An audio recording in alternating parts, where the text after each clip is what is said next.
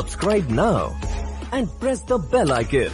Never miss an update. जय हिंद दोस्तों, इस वीडियो में हम डिस्कस करेंगे टर्म 2 का फर्स्ट चैप्टर जिसका नाम है some basic concepts of macro economics. इस चैप्टर में हम मैक्रो इकोनॉमिक्स से कुछ बेसिक कंसेप्ट्स के बारे में स्टडी करेंगे जिसके ऊपर आने वाले आगे के जितने भी चैप्टर्स हैं वो सभी डिपेंड करते हैं। तो इसमें कुछ बेसिक कंसेप्ट्स हैं, वो कौन कौन से स्टडी करेंगे पूरे चैप्टर में, उसके बारे में थोड़ा डिटेल से हम जान लेते हैं। फर्स्ट जो टॉपिक है वो आपका होगा क्लासिफिकेशन ऑफ गुड्स। गुड्स को क्लासिफाई कर दिया गया है, गुड्स की टाइप्स के बारे में पढ़ेंगे, गुड्स की कौन कौन सी टाइप्स होती हैं। तो जैसे final goods and intermediate goods, consumption goods and capital goods, ये आपका फर्स्ट टॉपिक है। सेकंड जो है वो है कंजम्पशन एक्सपेंडिचर के बारे में। कंजम्पशन एक्सपेंडिचर क्या होता है, कौन एक्सपेंडिचर करता है, क्यों करते हैं और उसके कंपोनेंट्स कौन कौन से हैं। थर्ड है आपका इन्वेस्टमेंट का कि व्हाट इज इन्वेस्टमेंट और इन्वेस्टमेंट किसके द्वारा की जाती है, उसके कौन कौन से कंपोनेंट्स होंगे उसके बारे में स्टडी करेंगे। नेक्स्ट जो टॉपिक है उसका नाम है स्टॉक्स एंड फ्लोज। काफ़ी इंपॉर्टेंट टॉपिक है, 1 मार्क का क्वेश्चन सीबीएसई लगभग हर बार हर साल आपको देता है। या तो ये पूछ लेगा कि स्टॉक्स एंड फ्लो की डेफिनेशन क्या होती है, या फिर पूछ लेगा कि स्टॉक एंड फ्लो का कोई एग्जाम्पल गिवन होगा और फिर पूछ लेगा कि ये स्टॉक का एग्जाम्पल है या फ्लो का एग्जाम्पल है। नेक्स्ट टॉपिक है 4 sectors of the economy. Economy के 4 सेक्टर पढ़ने हैं, house hold sector, producer sector, government sector and external sector. ये 4 सेक्टर हैं जिनके बारे में हम स्टडी करेंगे, काफ़ी इजी टॉपिक है ये। इससे नेक्स्ट है real flows and money flows. Real flow और मनी फ्लो में क्या डिफरेंस है उसके, और वो एक दूसरे के ऊपर कैसे डिपेंडेंट है उसके लिए स्टडी करेंगे।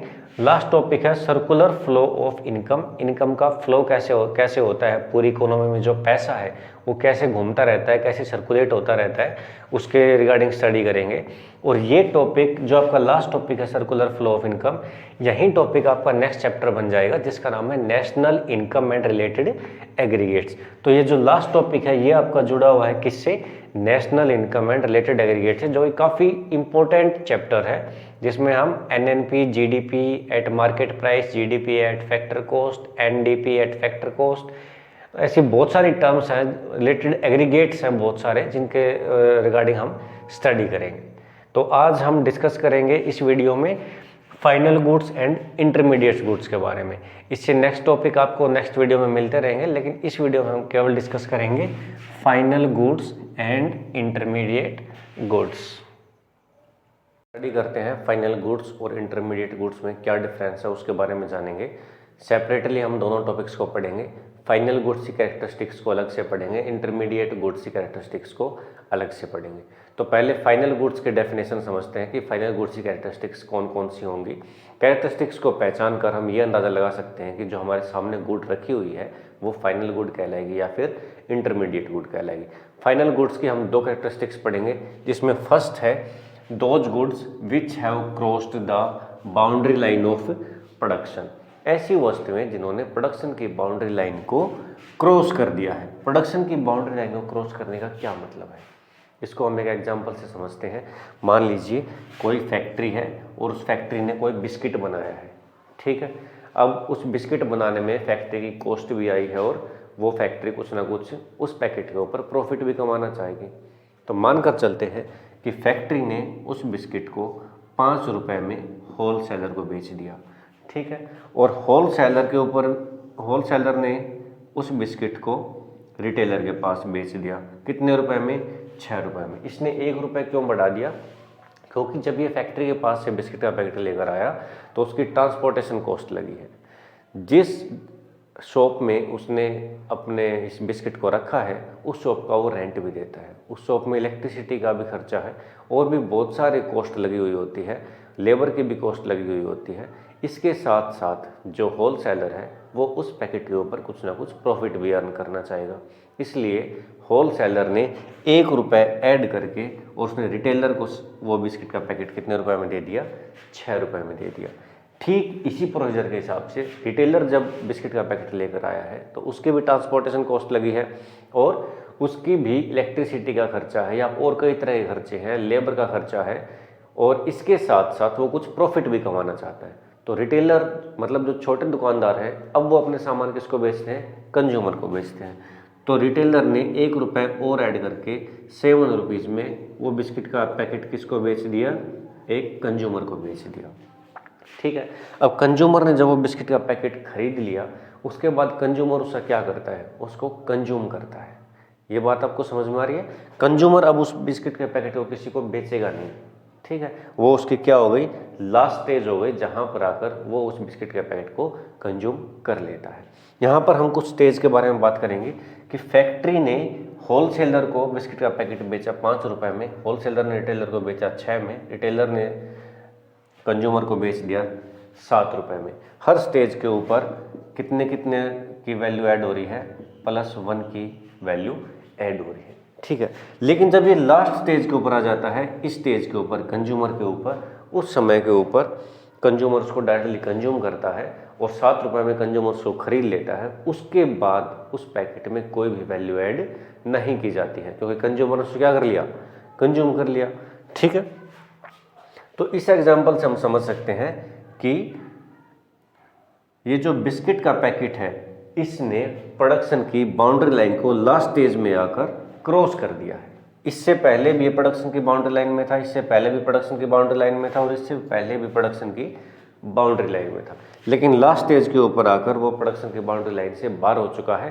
प्रोडक्शन की बाउंड्री लाइन से बाहर होने का क्या मतलब है कि अब उसमें कोई भी वैल्यू ऐड नहीं की जा सकती। वो रेडी है, इस चीज़ के लिए रेडी है, यूज करने के लिए रेडी है, कि जो उसका फाइनल यूजर है अब वो उसका यूज कर सकता है। अब जो मैंने ये लास्ट लाइन बोली है, यही इसकी सेकंड कैरेक्टरिस्टिक्स है। सेकंड कैरेक्टरिस्टिक क्या बोलती है? Those goods which are ready for the use, जो प्रयोग करने के लिए तैयार है। कौन प्रयोग करेगा उनका? बाय देयर फाइनल यूजर, उनके फाइनल यूजर। इस केस में हम देख सकते हैं कि इसका फाइनल यूजर कौन है? कंज्यूमर है। इस केस में फाइनल यूजर कौन है?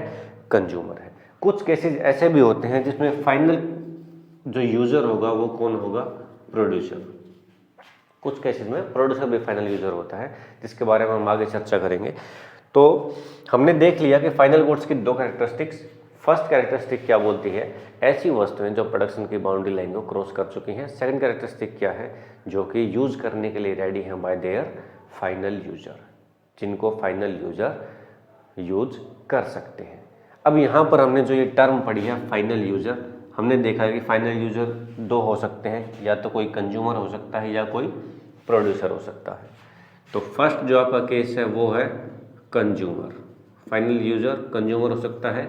दूसरा फाइनल यूजर कौन हो सकता है? प्रोड्यूसर। इसी बेस के ऊपर हमने फाइनल गुड्स को 2 पार्ट में डिवाइड कर दिया। तो कंज्यूमर के बेस के ऊपर हमने फाइनल गुड्स को डिवाइड कर दिया फाइनल कंज्यूमर गुड्स में। गुड्स कौन से पढ़ रहे थे? Final goods. ठीक है, अब उसका जो फाइनल यूजर है वो कौन है? कंज्यूमर है, इसलिए हमने इसका नाम रख दिया फाइनल कंज्यूमर गुड्स। और अगर फाइनल गुड्स का जो फाइनल यूजर है वो कौन हो? प्रोड्यूसर, तो वो क्या कहलाएंगे? Final producer good. अब इनकी भी बिल्कुल आसान डेफिनेशन है, वो समझते हैं। फाइनल कंज्यूमर गुड्स कौन सी होती हैं? These goods are purchased by consumers. Final consumer goods, इस जो ये टर्म है इसी में इसकी डेफिनेशन है कि ऐसी फाइनल गुड्स जिनको परचेज कौन करे? कंज्यूमर करे। और कंज्यूमर परचेज क्यों करता है? For the satisfaction of his want, अपने वांट को सेटिस्फाई करने के लिए। जैसे मैं कंज्यूमर हूँ, मैं मार्केट में फ्रूट लेने जाता हूँ, मैंने फ्रूट को परचेज कर लिया, फ्रूट का कंज्यूम कर लिया, और मैंने उसका कंज्यूम क्यों किया है? ताकि मैं अपने वांट को सेटिस्फाई कर सकूं। अगर मुझे भूख लगी है, ठीक है, और मैं मार्केट में जाकर कोई फूड खाता हूं, तो मैंने उस फूड को परचेज किया है, कंज्यूम कर लिया। और कंज्यूम क्यों किया है? क्योंकि मुझे भूख लगी थी। मतलब मैं अपनी वांट को सेटिस्फाई करने के लिए उस गुड का परचेज किया था, उस फूड का परचेज किया था। तो ऐसी गुड्स जैसे कि ब्रेड है, जैसे कि बटर है, जैसे कि मार्केट में जाकर हम समोसा परचेज करते हैं, या जो गोलगप्पे हैं उनको परचेज करते हैं, या जो शर्ट है, टी शर्ट है, जिनको हम मार्केट में जाकर परचेज करते हैं और अपनी वांट को सेटिस्फाई करते हैं। ऐसी गुड्स कौन सी होंगी? Final consumer goods. तो एग्जांपल आपके बहुत सारे हुए, ब्रेड है, बटर है, वेजिटेबल्स है, फ्रूट्स है, फूड है, पैंट है, शर्ट है, बेल्ट है, ऐसे बहुत सारे हो गए, बुक्स, नोटबुक्स, ठीक है। सेकंड जो इसकी टाइप है वो फाइनल गुड्स की, वो कहलाएगी फाइनल प्रोड्यूसर गुड्स। तो ऐसे फाइनल गुड्स जिनको परचेज कौन करेगा? प्रोड्यूसर करेगा। परचेज कौन करेगा? प्रोड्यूसर करेगा। और ये कौन सी कहलाएंगी? These are used as fixed assets in the process of production. Production का जो प्रोसेस होगा उसमें बहुत सारे एसेट्स काम करती हैं, उनमें से जो फिक्स एसेट्स होती हैं जनरली वो ही क्या होती हैं? Final producer goods. जैसे कि ट्रैक्टर है, जैसे कि हार्वेस्टर है, जैसे कल्टीवेटर है। मतलब ऐसी गुड्स जिनको कोई प्रोड्यूसर परचेज करे और किसी अन्य वस्तु के प्रोडक्शन के लिए परचेज करे, और जनरली वो किस तरह की हों? फिक्स्ड असेट्स हों। फिक्स का मतलब क्या है? जो स्थिर हों, है ना। फिक्स्ड असेट्स कौन सी कहलाती हैं? जो आपको फ्यूचर में बेनिफिट देती हैं, किसी दूसरे वस्तु का प्रोडक्शन जिनकी मदद से आप करते हैं, साथ में जिनकी वैल्यू है वो भी ज़्यादा होती है, ठीक है। ऐसी कहलाएंगी आपकी फिक्स्ड असेट्स। तो फाइनल प्रोड्यूसर गुड्स कौन से होंगी? These are purchased by producers and are used as fixed assets in the process of production, जिनको प्रोड्यूसर यूज करेगा during the process of production as fixed assets like harvester, tractor and cultivator and other types of machines. तो ये हो गया आपका final producer goods, ठीक है। तो हमने क्या देखा है? Final goods. फाइनल गुड्स की दो कैरेक्टरिस्टिक्स, और कैरेक्टरिस्टिक्स में जो आपके लास्ट वर्ड आते हैं फाइनल यूजर, उनके बेस के ऊपर इसकी फिर से दो सब पार्ट में डिवाइड कर दिया, final consumer good and final producer good. अगर अब हम इसके ऊपर थोड़ा और डिस्कस करें, इसके एक्सपेंडिचर के बारे में देखें, तो हम एक दो टर्म्स के बारे में और जानकारी हासिल कर सकते हैं। जैसे कि इस केस में कंज्यूमर क्या कर रहा है? परचेज कर रहा है। परचेज करने का मतलब क्या है? कंज्यूमर कुछ ना कुछ एक्सपेंडिचर कर रहा है, खर्चा कर रहा है, पैसा लगा रहा है। जब कंज्यूमर क्या करे? फाइनल कंज्यूमर गुड्स के ऊपर एक्सपेंडिचर करे। क्या करे? एक्सपेंडिचर। तो इस तरीके का जो एक्सपेंडिचर होगा उसको बोलेंगे कंजम्पशन एक्सपेंडिचर, जिसको मैं डिनोट कर रहा हूँ CE से, कंजम्पशन एक्सपेंडिचर। नाम में ही है कंजम्पशन, मतलब कंज्यूमर ने क्या किया है? कंज्यूम किया है। और कंज्यूम कब किया है? जब उसने कुछ परचेज किया है। परचेज करने का मतलब क्या है? जब उसने एक्सपेंडिचर किया है। तो इस तरीके का जो एक्सपेंडिचर होगा वो कहलाएगा कंजम्पशन एक्सपेंडिचर। सेकंड जो डेफिनेशन है उसमें हमने देखा कि प्रोड्यूसर भी क्या कर रहा है? परचेज कर रहा है। परचेज करने का मतलब वो भी कुछ ना कुछ खर्चा कर रहा है, ठीक है। तो इस तरीके का जो खर्चा होगा, इस तरीके का जो एक्सपेंडिचर होगा, वो कहलाएगा आपका इन्वेस्टमेंट एक्सपेंडिचर, जिसको मैं IE से डिनोट कर रहा हूँ, इन्वेस्टमेंट एक्सपेंडिचर। इन्वेस्टमेंट क्यों बोलते हैं? क्योंकि इसके पीछे जो मेन भाव है वो क्या है कि इन्वेस्टमेंट क्यों की जाती है? प्रॉफिट मोटिव से। इन्वेस्टमेंट केवल क्यों की जाती है? प्रॉफिट कमाने के लिए, प्रॉफिट जनरेट करने के लिए। दोनों ही तरीके के खर्चे होते हैं, दोनों ही एक्सपेंडिचर है। ये भी एक्सपेंडिचर है, ये भी एक्सपेंडिचर है। लेकिन जो कंजम्पशन एक्सपेंडिचर है उसके पीछे प्रॉफिट मोटिव नहीं होता, बल्कि वो क्या होता है? For the satisfaction of want. Want को सेटिस्फाई करने के लिए जो एक्सपेंडिचर किया जाए वो कंजम्पशन एक्सपेंडिचर, और जो प्रॉफिट मोटिव से एक्सपेंडिचर किया जाए वो इन्वेस्टमेंट एक्सपेंडिचर। अब अगर मैं आपसे पूछ लूँ कि फाइनल गुड्स के ऊपर टोटल एक्सपेंडिचर निकालना हो तो आपको कैसे निकालना है? तो आप क्या बताओगे कि consumption expenditure plus investment expenditure, या आपका क्या आ जाएगा? Total expenditure on final goods. I hope आपको ये समझ में आ गया होगा। Subscribe now and press the bell icon. Never miss an update.